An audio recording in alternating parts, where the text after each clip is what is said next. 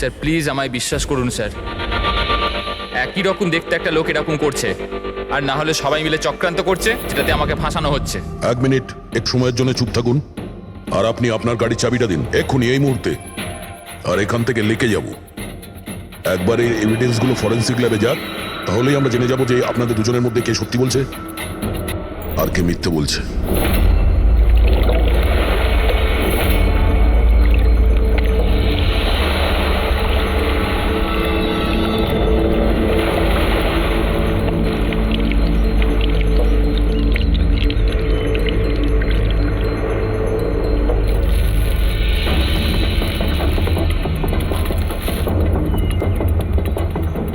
এই মেয়েটা কে? স্যার আমি কি জানি, আপনি আমাকে কেন জিজ্ঞেস করছেন? যা কিছু জানার এর থেকে জানুন না। স্যার আমি এই মেয়েটাকে চিনি না, আমি জানি না একে, আমি একে মারিনি স্যার। আমি তো ওই সময় শুধু এই লোকটার হেল্প করছিলাম। আমি অনেক রাত অবধি অফিসে ছিলাম স্যার, আপনি চাইলে সিসিটিভি ফুটেজ দেখতে পারেন। চিনের নিচে দেখো, থুতির নিচে স্টিচেস আছে না? আর সেগুলো খুব বেশি পুরনো নয়, মনে হচ্ছে কিছুদিন আগেই ও আঘাত পেয়েছে। পুরবি কোনো না কোনো ক্লিনিক বা হসপিটালে স্টিচগুলো করা হয়েছিল, সেখান থেকে এই মেয়েটার ব্যাপারে জানা যেতে পারে। একটা কাজ করো ফেডরিক, পঙ্কজ, এই বডির টুকরোগুলো আছে না, এই সব কটা আমাদের ফরেন্সিক ল্যাবে পাঠিয়ে দাও। আর এদের দুজনকে আমাদের ব্যুরোতে নিয়ে চলো।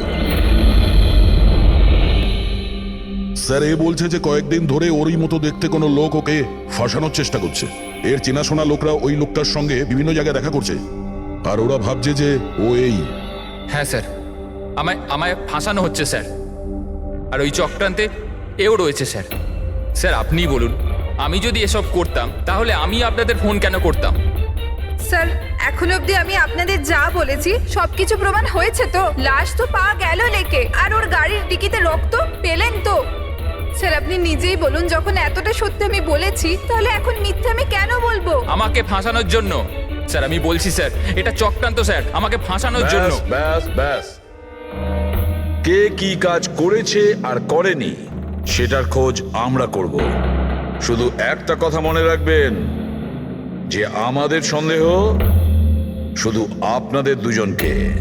বাট স্যার আমি কিচ্ছু করিনি, আমি নির্দোষ। আমি হতে পারে হয়তো আপনি খুন করেননি, কিন্তু লাশকে টুকরো টুকরো করে লেকে ফেলে দেওয়া এটাও কিন্তু বড় অপরাধ, বুঝেছেন আপনি? স্যার সিসিটিভি ফুটেজ পেয়ে গেছি।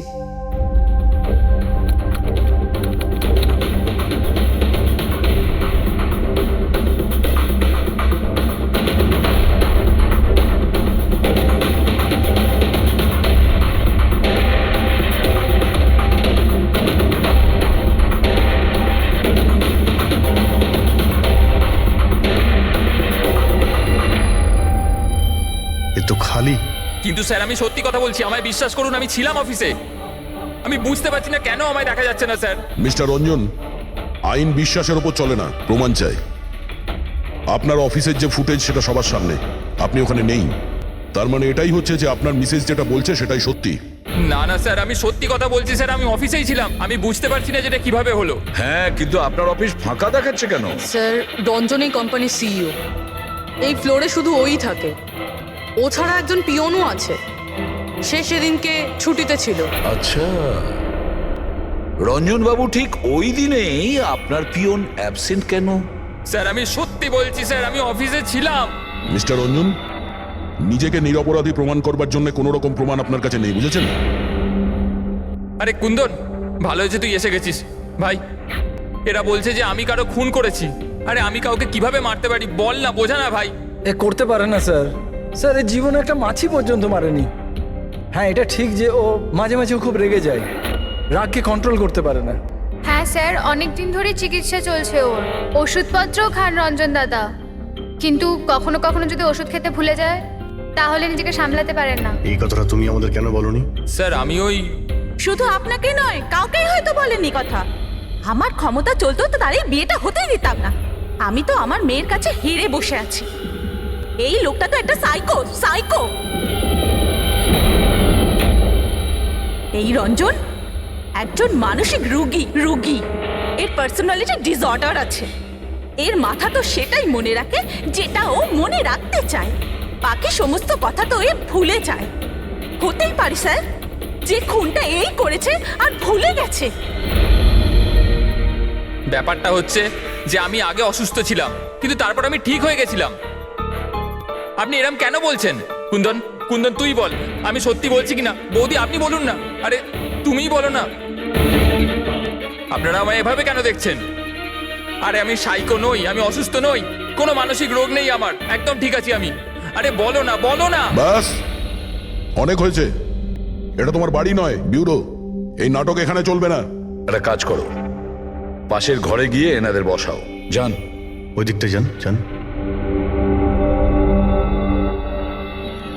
সমস্ত প্রমাণ ওই রঞ্জনের বিরুদ্ধে, আর তাছাড়াও ওর আচরণটা ঠিক নেই। কিন্তু বুঝে উঠতে পারছি না, জানি না কেন আবার এই ব্যাপারটা এড়িয়েও যেতে পারছি না। ও বারবার আমাদেরকে বলছে যে অফিসের সিসিটিভি ফুটেজটা চেক করুন। আমি অফিসে ছিলাম। এতটা জোর দিয়ে কেউ বলতে পারে না। আরও একটা ব্যাপার স্যার, ফোন ওই করেছিল। কোনো খুনি এরকম কেন করবে? আর স্যার ওই ডিসোসিয়েটিভ পার্সোনালিটি ডিসঅর্ডার, হয়তো খুনটা করেছে আর তারপর ভুলে গেছে। এই রোগটাতে এরকমই হয় স্যার। হতে পারে, এটা হতেই পারে। একটা কাজ করি আমরা, এই যে সিসিটিভি ফুটেজ আছে না, এটাকে ল্যাবে পাঠাই, চেক করিয়ে দেখি এই ফুটেজটা কেউ কোনোভাবে এডিট করে চেঞ্জ করেছে কিনা। আর স্যার ওই একই রকম দেখতে ব্যাপারটা। ও এটা বলছে যে ওর বন্ধুরা ওর মতো দেখতে লোকটাকে দেখেছে, আর ওই লোকটা ওর বন্ধুগুলোকে চিনতেও পারেনি। চলো ওর বন্ধুদের সাথে কথা বলি, জিজ্ঞাসাবাদ করি, জেরা করি, তারপর দেখি ওদের কথায় কতটা সত্যি আছে। স্যার হতে পারে এই চৈতালি আর কুন্দন রঞ্জনের শুভাকাঙ্ক্ষী হওয়ার চেষ্টা করছে, হয়তো তা নয়। আর এদিকে শায়লা, উনি তো চানই এই দোষটা রঞ্জনের ওপর আসুক, যাতে ওনার মেয়েকে আর এই বিয়েটা করতে না হয়। স্যার, স্যার যে মেয়েটা মারা গেছে ওর ফটো হসপিটালের ক্লিনিকে পাঠিয়ে দিয়েছি। ওকে শনাক্ত করা হয়েছে। ওর নাম হলো অনামিকা। দুদিন আগেই ওখানে গেছিল ওর আঘাত দেখাতে। অনামিকা, অনামিকা, এই অনামিকার পুরো ফোন রেকর্ড চেক করো, খোঁজ নাও এ কোথায় থাকতো, কি করতো, এর সঙ্গে রঞ্জনের কি সম্পর্ক ছিল।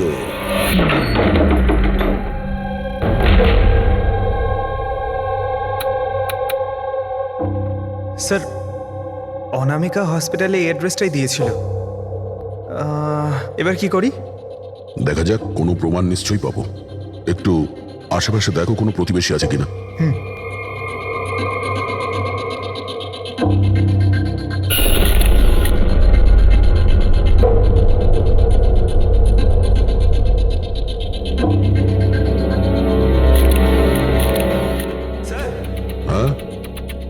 এর নাম অঙ্কিত, অনামিকার প্রতিবেশী। হ্যালো স্যার, কি হয়েছে বলুন?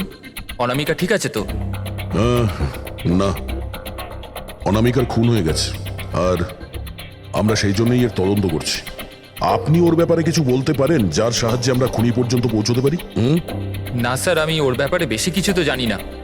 হ্যাঁ, তবে এটুকু জানি যে ও অ্যাসিস্ট্যান্ট ডাইরেক্টর ছিল আর এখন একটা ইন্টারন্যাশনাল শর্ট ফিল্মে কাজ করছিল। ইন্টারন্যাশনাল শর্ট ফিল্মে? আচ্ছা, ওর কোনো বন্ধু কিংবা আত্মীয় যে এখানে ওর সঙ্গে থাকতো? ও তো এনারাই ছিল স্যার, এই কিছু মাস আগেই এখানে থাকতে এসেছিল। আমি তো ওর পরিবারের কাউকে দেখিনি। হ্যাঁ, ওর একটা বয়ফ্রেন্ড ছিল যার সাথে ও ঘন্টার পর ঘন্টা ফোনে কথা বলতো। ও ফোনে যার সঙ্গে কথা বলতো ও যে ওর বয়ফ্রেন্ড ছিল, এটা আপনি কি করে জানলেন? স্যার আসলে আমি ওর কথাগুলো শুনেছিলাম। ও ব্যালকনিতে দাঁড়িয়ে ওর সাথে খুব জোরে জোরে কথা বলতো অনেকক্ষণ। আর ওদের কথা শুনে মনে হতো স্যার ওর বয়ফ্রেন্ড ভালো লোক নয়। ঝগড়া হতো খুব দুজনের। কথা শুনে মনে হতো নিজেদের মধ্যে মারপিটও করে। ইনফ্যাক্ট এই দুদিন আগেই ওরা নিজেদের মধ্যে মারপিট করেছে। ওর মুখেতে সেলাইও পড়েছিল আর ওর চোখেও আঘাত লেগেছিল স্যার। আপনি দেখেছেন ওর বয়ফ্রেন্ডকে? আমি স্যার ওকে কখনো দেখিনি, কিন্তু ওর নামটা জানি স্যার। আচ্ছা, কি নাম কি ওর? Ranjan. Ranjan?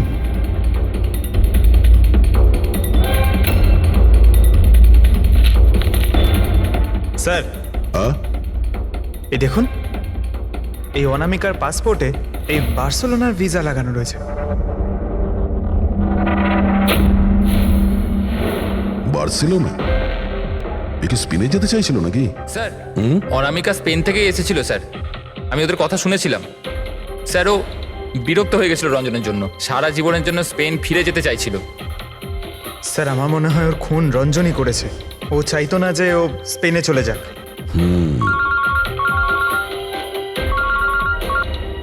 Hello, sir অনামিকার phone records পাওয়া গেছে। একটা নাম্বারে যেটাতে ও সবচেয়ে বেশি কথা বলতো সেটা রঞ্জনের কোম্পানির নামে রেজিস্টার্ড আছে। ও রঞ্জন, একটা কাজ করো, অনামিকার ফোনের শেষ লোকেশনটা কোথায় ছিল সেটা বার করো। এ অনামিকা কাল রাত্রে আপনার হোটেলে ছিল? I am not sure sir, ছিল না? আমার তো মনে হয় না। ঠিক আছে, আমাদের আপনার হোটেলের সিসিটিভি ফুটেজটা চেক করতে হবে। Sure sir.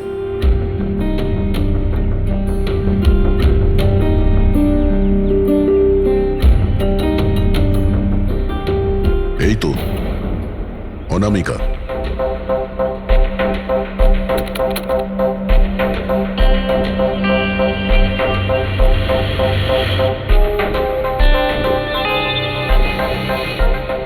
এটা কি ব্যাপার?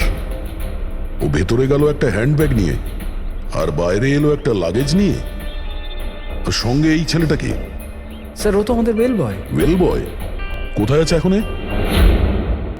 কাল রাত্রে তুমি যখন ওই মেয়েটার লাগেজ নিয়ে বাইরে যাচ্ছিলে তখন ওর জন্য কেউ অপেক্ষা করছিল বাইরে? হ্যাঁ স্যার, একজন লোক তো ছিল, ওর জন্য ওয়েট করছিল। কে ছিল? লম্বা রোগা করে একজন ছিল। লম্বা রোগা করে? এ ছিল ওই লোকটা? স্যার মনে হচ্ছে তো এরকমই ছিল। দেখে তাই মনে হচ্ছিল মানে? স্যার ও দূরে দাঁড়িয়ে ছিল, তাই আমি ঠিকমতো দেখতে পাইনি। ও, তার মানে এই রঞ্জন, ও আমাদের মিথ্যে কথা বলেছে। ও অনামিকাকে আগে থেকেই চিনতো, আর শেষবার অনামিকা ওর সাথেই ছিল। রঞ্জন বলছে যে আপনারা ওকে আলাদা আলাদা জায়গাতে দেখেছিলেন, কিন্তু ও বলছে ওখানে ছিলই না। ব্যাপারটা কি বলুন তো? স্যার আমি একদিন কফি শপে কফি খাচ্ছিলাম, আমি দেখলাম যে রঞ্জন বাইরে কারোর সাথে কথা বলছে। রঞ্জন, রঞ্জন, এই রঞ্জন! স্যার আমি যখন ওকে ডাকলাম ও জানি না কেন আমার কথা না শুনে অন্যদিকে চলে গেল। রঞ্জন! কিন্তু স্যার যখন আমি এই ব্যাপারে ওর সঙ্গে কথা বললাম তখন ও বললো যে ওখানে ছিলই না। আমি জানি না ওখানে মিথ্যে কথা বললো। আর লীলা দেবী, আপনি ওকে আপনি কোথায় দেখেছিলেন? কান্দিওয়ালাতে একটা জুয়েলারি শপে। ওর সঙ্গে একটা মেয়েও ছিল। রঞ্জন, রঞ্জন! আচ্ছা, এই মেয়েটা ছিল কি? হ্যাঁ স্যার, এই মেয়েটাই ছিল। কিন্তু যখন ওর সঙ্গে আমি ফোনে কথা বললাম, বলতে শুরু করলো আমি তো ওখানে ছিলামই না। আর তোমার সঙ্গে কি এটাই ঘটেছে? হ্যাঁ স্যার, ও বাজারেতে আমার সামনে দিয়ে যাচ্ছিল, আমি ওকে হাত দেখালাম, হাই বললাম, মদন রে, কিন্তু ও সরাসরি আমায় ইগনোর করলো, অটোতে বসলো, চলে গেল। এদিকে দেখ ভাই, আমি রঞ্জন, রঞ্জন! ঠিক আছে, thank you very much. Sir এদের কথা শুনে মনে হচ্ছে রঞ্জন ইচ্ছে করে ওদের সামনে এসেছিল আর এরকম বিহেভিয়ার করেছে। কিন্তু অভিজিৎ, কি কারণ হতে পারে? এরকম ব্যবহার কেন রঞ্জন করেছিল? না না না না, কিছু না কিছু গোলমাল তো নিশ্চয়ই আছে অভিজিৎ। যেখানে যেখানে এরা রঞ্জনকে দেখেছে না, দেখি ওখানে কোনো সিসিটিভি ফুটেজ পাওয়া যায় কিনা।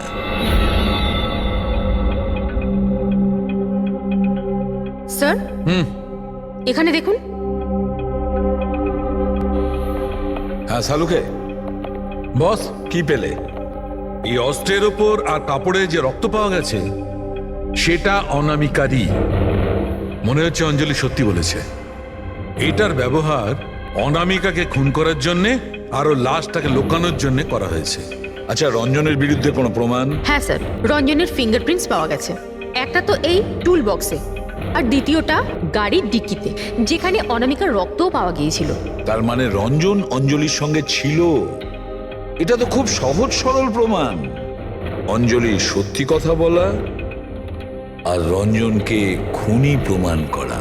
কিন্তু বস, আরো অনেক কিছু পাওয়া গেছে। কি? স্যার আমরা একটা বিশেষ ধরনের পলিমার আর সিলিকনের ট্রেসেসও পেয়েছি, যেটা সাধারণত অদ্ভুত ব্যাপার। সিলিকন আর পলিমার, এটা তো সত্যিই অদ্ভুত ব্যাপার। আরও একটা বিশেষ কথা দেখাচ্ছি, এসো। এই কেমিক্যাল, বস, এই বিশেষ কেমিক্যালটা আমরা সব জায়গায় পেয়েছি, কাপড়ে, টুল বক্সে, অস্ত্রের ওপর, সব জায়গায়। আর এটা ছাড়া এই দেখো, এই কিছু সায়ানাইড, কিছুটা ক্লোরাইড, এইসব কেমিক্যাল। সবচেয়ে বড় কথা হচ্ছে এই যতগুলো কেমিক্যাল আছে এই সিচুয়েশনে এখানে এগুলো থাকাই উচিত নয়। রঞ্জন, এই রঞ্জনের স্বাধীন থাকা চলবে না।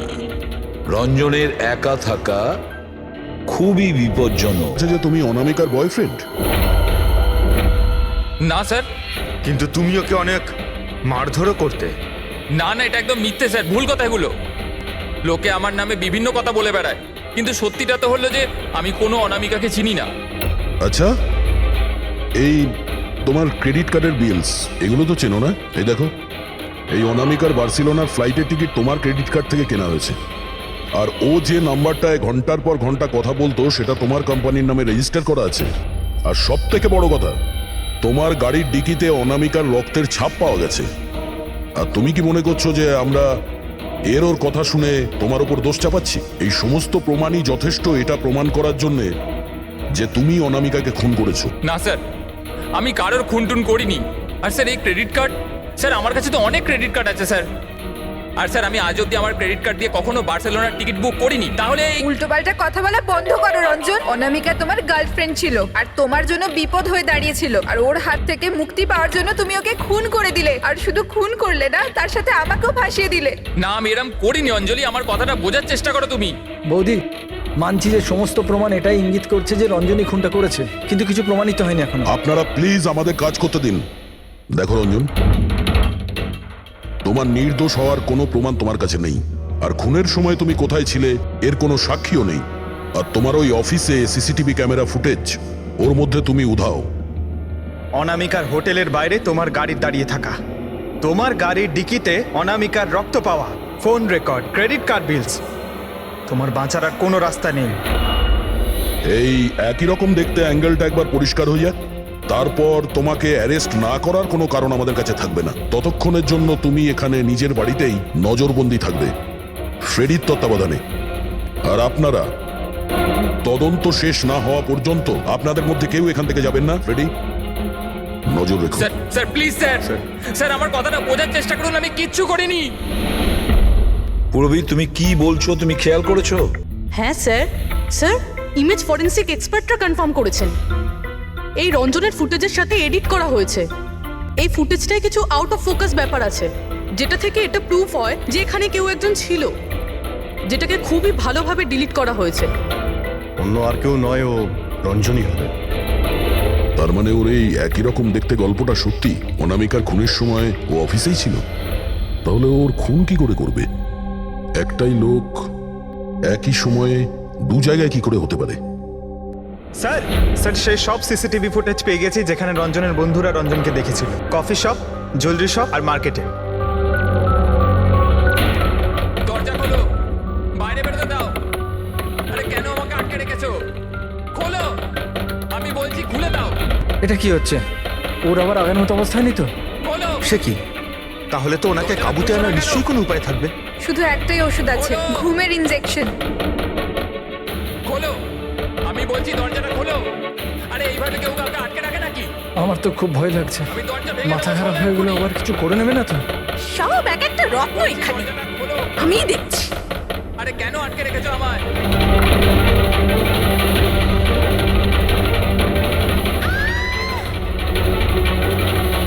এই রঞ্জন, এই রঞ্জন, রঞ্জন দাঁড়াও বলছি। মা, মা, মা, আস্তে আস্তে আস্তে। ও মাই গড, এইটা কি করে হলো? আমি ডাক্তারের খবর দিচ্ছি। হ্যাঁ, তুমি ঠিক আছো তো মা? ও মাই গড, কি করে লাগলো তোমার? স্যার, এটা কফি শপের ফুটেজ।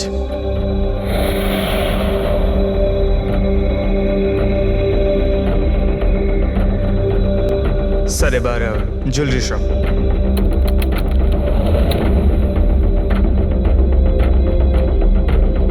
এটার সঙ্গে অনামিকাও ছিল। এখন এখনো পর্যন্ত সবকিছু তো নর্মালি লাগছে।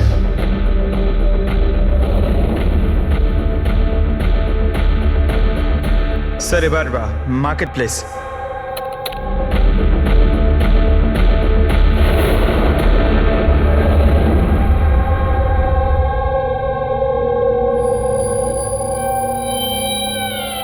পঙ্কজ, একটু রিওয়াইন্ড করো।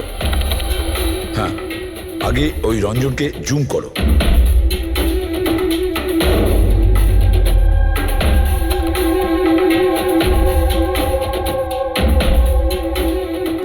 এই দেখো, এর হাঁটা চল একটু আলাদা। ও অন্য ধরনের জুতো পরে রয়েছে।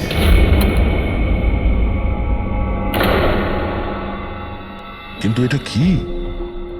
দয়া ওয়াকিং বুট পরেছে, ওয়াকিং বুট। যার পায়ের হাড়ে কোনো প্রবলেম থাকে না, সে ওই ওয়াকিং বুট পরে। কিন্তু রঞ্জনের পা তো একদমই ঠিকঠাক আছে। সেটাই তো, এটা তো হতেই পারে না। তাহলে ও কি? হ্যাঁ শালুকে বলো, কি এখনই? আচ্ছা ঠিক আছে, আমি আসছি। শালুকে ফরেন্সিক ল্যাবে ডেকেছে, এখনই যেতে হবে। চলো। হ্যাঁ ফেডরিক বলো, কি বললে তুমি? ঠিক আছে, হ্যাঁ ওখানেই থেকো। ফ্রেডরিক বলছিল রঞ্জন পালিয়ে গেছে শায়লার ওপর আঘাত করে। কিন্তু ফ্রেডি তো ছিল ওখানে। সেটাই তো। একটা কাজ করো দা, তুমি আর পঙ্কজ ওখানে চলে যাও, আমরা ফরেন্সিক ল্যাবে যাচ্ছি। আচ্ছা শালুকে, তুমি রঞ্জনকে গ্রেপ্তার করতে বারণ করেছিলে, ব্যাস ও তো ওদেরকে আঘাত করে পালিয়ে গেছে। আর তুমি এখানে এসব কি করছো? এখানে এখানে এরকম মিউজিয়াম সাজিয়েছো কেন? মিউজিয়াম নয় বস, তাহলে? এটা হচ্ছে সেই ধাঁধাটার জবাব যেটা আমরা সলভ করতে পারিনি। হ্যাঁ, রঞ্জন পালিয়ে যাওয়াতে আমার খুব আফসোস হয়েছে, কিন্তু আই এম শিওর তোমরা ওকে ঠিক ধরে ফেলবে। তোমাদের মনে আছে ওই যে কেমিক্যালটা আমরা ক্রাইম স্পটে পেয়েছিলাম? তো তার সঙ্গে ওর কি সম্পর্ক? সেটা আমি আপনাদেরকে বলছি। আপনি কে? এ হচ্ছে জগৎ।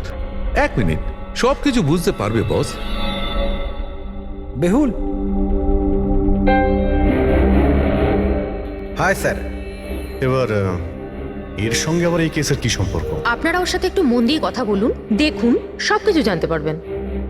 এটা বলুন তো যে আপনি কে, আর এই কেসের সঙ্গে আপনার কি সম্পর্ক? এক মিনিট।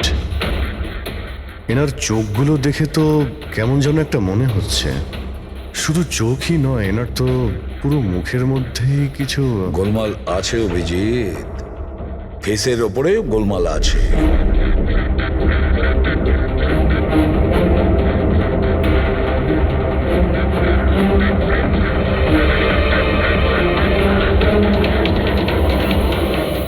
ও আরে থ্যাংক ইউ বেহুল। এটা কি? আমি বলছি বস, ওই কেমিক্যালস যেটা ক্রাইম স্পটে পাওয়া গেছিল, আসলে ওই কেমিক্যালটা এই ধরনের মাস্ক আর নকল রক্ত তৈরি করতে কাজে লাগে। বিশেষ করে এই সিলিকন মাস্ক, যেটা ওই সিনেমাতে ব্যবহার হয়। সব থেকে বড় ব্যাপার হচ্ছে এর মধ্যে চোখের পাতা থাকে না, আর চোখের জন্য এখানে গর্ত একটা থাকে আসল মুখের মতো, যাতে যে এটা পড়বে তার আসল চোখটা এই গর্ত থেকে বেরিয়ে এসে যাতেও দেখতে পায়। আর স্যার, এটাকে বানানো কিন্তু অত সহজ নয়। হাই কোয়ালিটির সিলিকন আর পারদর্শী লোকই এটা বানাতে পারে। লেটেস্ট টেকনিকের জন্য স্যার, এটা যে পড়বে তার যে মুখের ভাব, সেটাই মাস্কে ফুটে উঠবে। এর থেকে তো একটা কথা পরিষ্কার অভিজিৎ, কেউ রঞ্জনের মতো দেখতে হুবহু একটা মুখোশ বানিয়েছে, একটা মাস্ক বানিয়েছে। রঞ্জনের মতো হাইটের কেউ ওরই মুখের মতো কোনো মাস্ক বানিয়েছিল আর লোকেদের বোকা বানাচ্ছিল। হ্যাঁ, আর সেই জন্যই সবাইকেও দূর থেকে দেখা দিয়েছিল, কারণ যদি কাছে আসতো তাহলে সবাই বুঝে যেত কোনো মাস্ক পরে আছে। আর স্যার অঞ্জলি, ও তোর সাথেই ছিল, ওর সাথে কথাও হয়েছে, ওর সাথে লাশটা লুকোনোর চেষ্টা করেছে। ওর মুখে রক্তও লেগেছিল, আর ওখানে লাশগুলোকে কাটছিল আর লুকিয়ে রাখার চেষ্টাও করেছিল, তাই হয়তো তাড়াহুড়োতে কোনো খেয়ালই করেনি।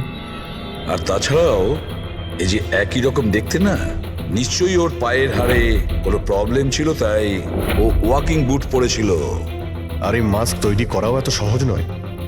স্যার, এই মাস্ক ফিল্ম প্রজেক্টেই কাজে লাগে। ও হ্যাঁ, তবে এটুকু জানি যে ও অ্যাসিস্ট্যান্ট ডাইরেক্টর ছিল আর এখন একটা ইন্টারন্যাশনাল শর্ট ফিল্মে কাজ করছিল। স্যার দয়া বলছিল যে অনামিকা ও নাকি কোন ইন্টারন্যাশনাল শর্ট ফিল্মে কাজ করছিল। ওর পক্ষে এগুলো করা তো খুবই সহজ।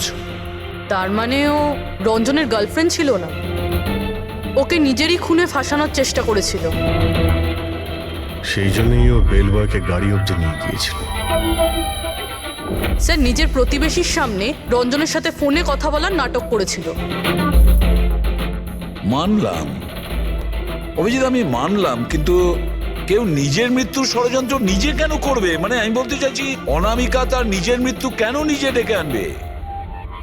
না না না না, কিছু তো একটা গোলমাল আছেই। কেউ তো একজন আছে যে অনামিকাকে শিখণ্ডি খাড়া করেছে, আর সেই পুরো কেসটার মাস্টার মাইন্ড, বুঝেছো? আপনাদের মাথা খারাপ আছে? ফ্রেডি ইনজেকশন নেওয়ার জন্য ভেতরে গেছে আর তোমরা ওই লোকটাকে ছেড়ে দিলে। আমরা তোকে পালাতে দিইনি, আমরা কি দরজা খোলার কি দরকার ছিল? ওই লোকটা যে মানসিক অবস্থা নিয়ে এখান থেকে পালিয়ে গেছে, কে জানে কার সাথে কি করে দেবে।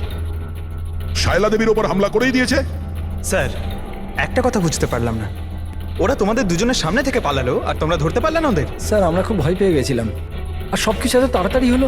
স্যার আমরা যদি মাঝখানে আসতাম তাহলে আমাদের উপরও তো হামলা করতে পারতো না স্যার। হ্যাঁ, যেমন ভাবে আন্টিকে হামলা করেছিল আমাদেরও করতে তাহলে। হ্যাঁ, এক মিনিট, শায়লা দেবীর ওপর হামলা? কিন্তু কিভাবে? ওর কাছে অস্ত্র কি করে এলো? এখানে তো কোনো অস্ত্র ছিল না, আমরা সমস্ত অস্ত্র সরিয়ে দিয়েছিলাম। হ্যাঁ স্যার, শুধু ঘরে কেন, কিচেনেও সবজি কাটার কোনো ছুরি পর্যন্ত নেই।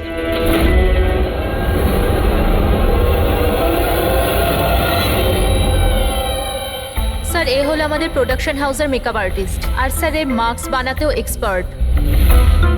তুমি অনামিকার জন্য মাস্ক বানিয়েছিলে, তাই না? বানিয়েছিলে কি না? হ্যাঁ স্যার, উনি আমাকে টাকা দিয়েছিলেন, আর এটা তো আমার কাজই স্যার।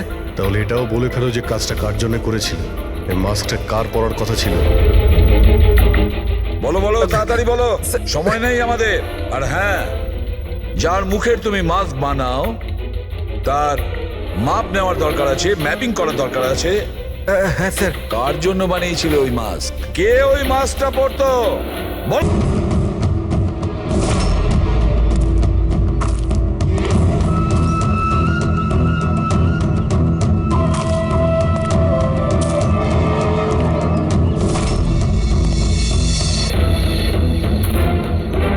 কে তুমি?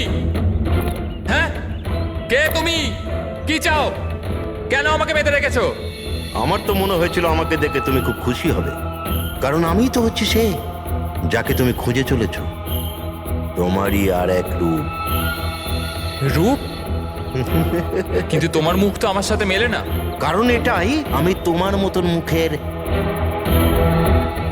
মাস্ক পরে নেই এখন, নাহলে তুমি আমাকে চিনতে পারতে না যে আসল তুমি না আমি। আর একটা কথা, আমি তোমার আওয়াজে কথাও বলতে পারি। কিন্তু তুমি এমন কেন করছো? যাতে অনামিকার খুনের জন্য তোমার জেল হয়ে যায়। কিন্তু আমার তোমার সাথে কি শত্রুতা? আমি তো তোমাকে চিনি অবধি না। ওসব জেনে তুমি কি করবে? এখন তো শুধু এটুকুনি জেনে রাখো যে আমার এত পরিশ্রমে সিআইডির লোকেরা জল ঢেলে দিয়েছে, আর আমার কাছে শুধুমাত্র এখন একটাই রাস্তা বাকি আছে, যে তোমাকে আমি মেরে ফেলবো। না! সিআইডি, তোমরা এখানে কি করে? তোমাকে ফলো করতে করতে এখানে পৌঁছেছি। ওই মেকআপ ম্যান সবকিছু বলে দিয়েছে তোমার ব্যাপারে। খুব ভুল করেছো তোমরা এখানে এসে। রঞ্জনকে তো আমি কিছুতেই ছাড়তে পারবো না, কারণ আমি ওকে মারবার জন্য কন্ট্যাক্ট নিয়েছি। কিন্তু এখন তোমরা ওর সঙ্গে মরবে।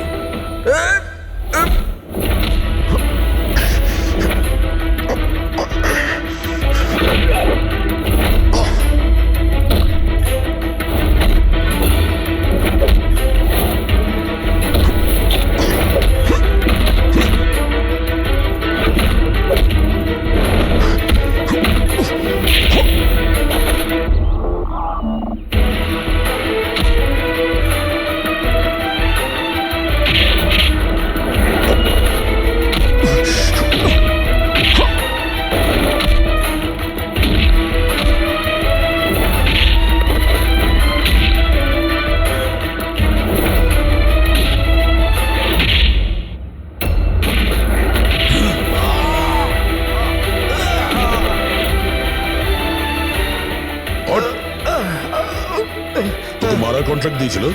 হ্যাঁ, কে দিয়েছিল? অনামিকা মারা যাওয়ার পরেও তোমাদের প্ল্যান চালু আছে। কে মাস্টার মাইন্ড? আমায় ক্ষমা করে দাও মা। তোমার মতের বিরুদ্ধে গিয়ে বিয়ে করে আমি অনেক বড় ভুল করে ফেলেছি। কখনো ভাবতেও পারেনি যে ও এইসব করতে পারে। রঞ্জন কোথায়? ওকে পেলেন না আপনারা? পাওয়া গেছে রঞ্জনকে। আপনারা সবাই এটা জেনে হয়তো অবাক হবেন যে রঞ্জন নির্দোষ। এটা আপনারা কি বলছেন? খুন রঞ্জনই করেছে? একদম না, রঞ্জন খুন করেনি। খুন করেছে আপনাদের মধ্যেই কেউ একজন। আমরা? কিন্তু আপনি তো জানেন যে এদের সবার উপস্থিতিতেই রঞ্জন আমাকে আঘাত করেছে। কি করে করলো? মানে কোন জিনিস দিয়ে আপনার উপর আক্রমণ করেছিল? আমি বলেছিলাম না যে ও ছুরি দিয়ে আমাকে আঘাত করেছিল। কিন্তু ছুরি তো ছিল না ঘরে, আমরা সমস্ত অস্ত্র সরিয়ে দিয়েছিলাম আগে থেকেই। আপনার এই আঘাত ছুরি দিয়ে নয়, বরং নেইল ফাইল, নখ কাটার জন্য যেটা ব্যবহার করা হয়, আপনার এই আঘাত সেটা থেকে লেগেছে। মনে হচ্ছে উনি এখনো কনফিউজড। কোনো ব্যাপার নয়, ওনাকে আমরা সাহায্য করছি। ফ্রেডি,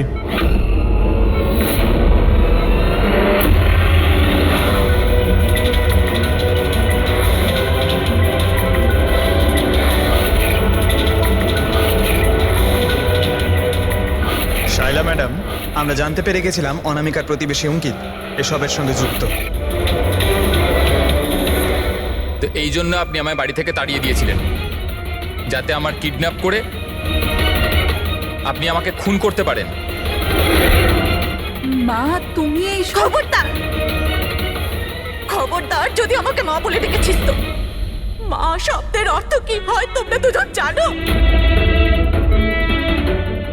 স্যার, এ আমার অনিচ্ছা সত্ত্বেও রঞ্জনের সাথে বিয়ে করলো আর আমার সাথে সব সম্পর্ক চিরদিনের মতন ত্যাগ করলো। আর আজ এরা আমার সম্পত্তির অধিকার চাইতে শুরু করেছে। এই সব এই রঞ্জনের কাজ।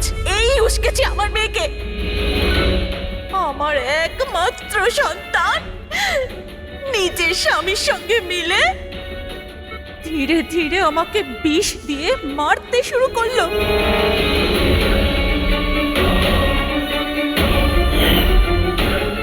দুভোটা তাড়াতাড়ি করো অঞ্জলি, এটা নিয়ে গিয়ে মায়ের ঘরে রেখে দাও, যাও।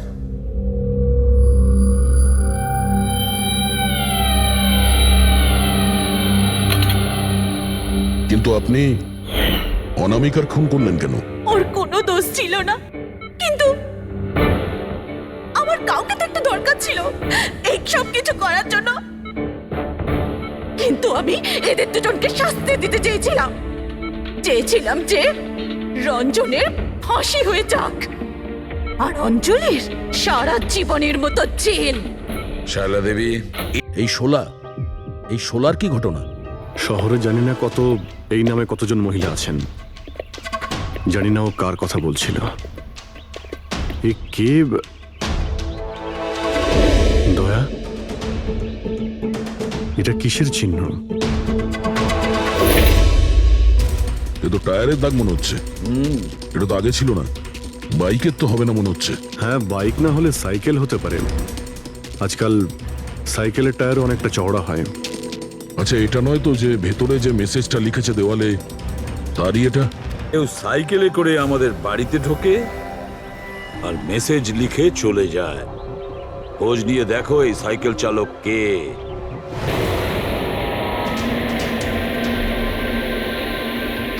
এটাই শহরের সবচেয়ে বিখ্যাত সাইকেলের দোকান স্যার, যদি এখানে কিছু জানতে পারা যায়। আসুন স্যার, কি চাই? কিছু ইনফরমেশন চাই। সিআইডি এখানে? কি হয়েছে স্যার? একটু এটা দেখুন, এটা কোনো সাইকেলের টায়ারের দাগ। আপনি কি বলতে পারবেন এটা কোন সাইকেল? আসুন স্যার।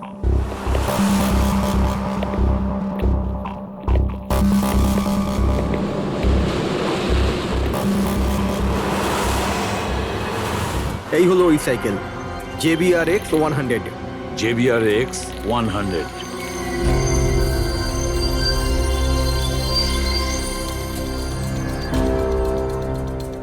এই দেখুন স্যার, আমি তো প্রথমেই চিনতে পেরেছিলাম। আচ্ছা, কি বলতে পারবেন এরকম সাইকেল কে কিনতে পারে? মানে আমি বলতে চাইছি, কার কাছে থাকতে পারে এই ধরনের সাইকেল? এটা বলা তো খুবই মুশকিল স্যার, কারণ জেবিআর এর এই সাইকেলটা এখন ট্রেন্ডে চলছে। প্রত্যেক সপ্তাহে কমপক্ষে 50টা পিস আমার তো প্রত্যেক দোকানের ব্রাঞ্চ থেকে বিক্রি হয়। আচ্ছা, শহরে অগুন্তি পিসেস আছে, তাদের মধ্যে এই সাইকেলের মালিককে খোঁজা কি করে সম্ভব হবে স্যার? খুবই হাইটেক সাইকেল। 21টা গিয়ার না? হ্যাঁ। শক অবজারভার, লেটেস্ট ডিজাইন। এর দামও নিশ্চয়ই খুব ভালো হবে। দাম 30,000 থেকে শুরু। মানে যেই হোক না সে খুব অবস্থাপন্ন, বড় লোক ঘরেরই হবে। চলো গিয়ে দেখি। Thank you very much.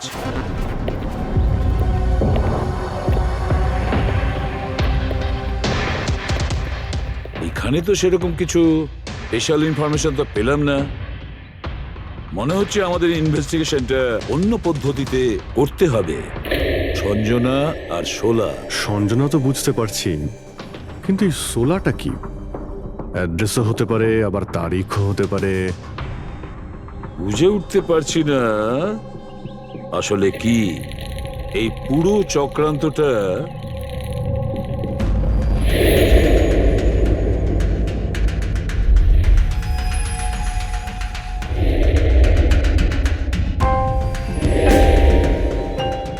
Sir, যেইভাবে এই মেসেজটা লেখা রয়েছে, এই সোলা কোনো তারিখ নয়। এটা 100% কোনো জিনিস বা জায়গা যেখানে যেখানে লাশ লুকোনো যেতে পারে। তো এমন কোনো কিছু পেয়েছো কোনো জায়গা? হ্যাঁ স্যার। স্যার, একটা অদ্ভুত জিনিস জানতে পেরেছি। অদ্ভুত? হ্যাঁ স্যার। স্যার, একটা গাছ আছে যেটাকে আদিবাসী ভাষায় সোলা বলে। গাছ? মানে তুমি বলতে চাইছো ঝোপ, ট্রি? হ্যাঁ স্যার। তার মানে গাছের ভিতরে লাশ?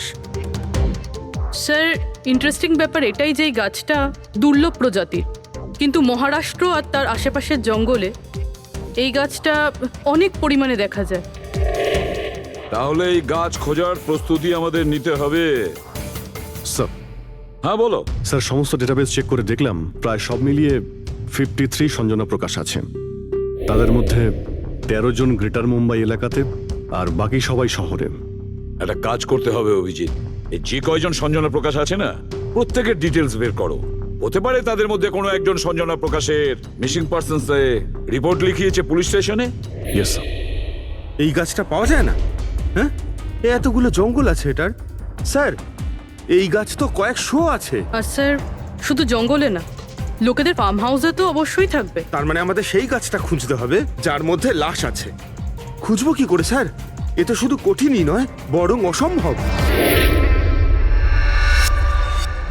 হ্যাঁ ফেডরিক, ঠিকই বলেছো, ব্যাপারটা অসম্ভব। এতগুলো গাছের মধ্যে থেকে কোনো লাশকে খুঁজে বের করা সত্যিই অসম্ভব। একটা কাজ করি আমরা, এই সমস্ত কাজ ছেড়ে দিই। আর কি হবে, এতগুলো লোক মারা গেছে, আমার মেয়েটাও মারা গেছে, এই তো। শুধু এইটাই ব্যাপার যে একটা খুনি কলার উল্টে ঘুরে বেড়াবে, হতে পারে খুনের পর খুন করে বেড়াবে। আরে না স্যার। না স্যার মানে কি? যখন তুমি সিআইডিতে জয়েন করেছিলে তখন কি শপথ করেছিলে? আইনকে রক্ষা করবে এরকম শপথ নিয়েছিলে? মানুষকে ন্যায় বিচার দেবে কথা বলেছিলে? তাহলে তোমার মুখ থেকে অসম্ভব শব্দটা বেরোলো কি করে?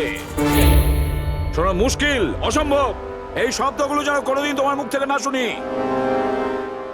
স্যার, আমার মনে হয় যে আমরা যদি কিছু প্ল্যানিং করে শুরু করি তো তাহলে এই ব্যাপারটা অনেক সহজ হবে। হ্যাঁ স্যার, এই শোলা গাছ যে এরিয়ায় আছে সেই জায়গাটা তল্লাশি নিচ্ছি। সব থেকে আগে ওই এরিয়াতে যেগুলো শহরে আছে। একটা কাজ করি আমরা, ফরেস্ট ডিপার্টমেন্ট থেকেও আমাদের হেল্প নিতে হবে। আমরা আলাদা আলাদা গ্রুপ করে সার্চ অপারেশন করব। এখান থেকে শুরু করব, তারপর এই দিক দিয়ে সামনে এগোবো, তারপর এখানে, তারপর এখানে। আচ্ছা, এক একটা গাছকে চেক করতে কত সময় লাগতে পারে? কিছু দিন, এমনকি কিছু সপ্তাহ লাগতে পারে। কোনো চমৎকার হলে কাজটা তাড়াতাড়ি হবে।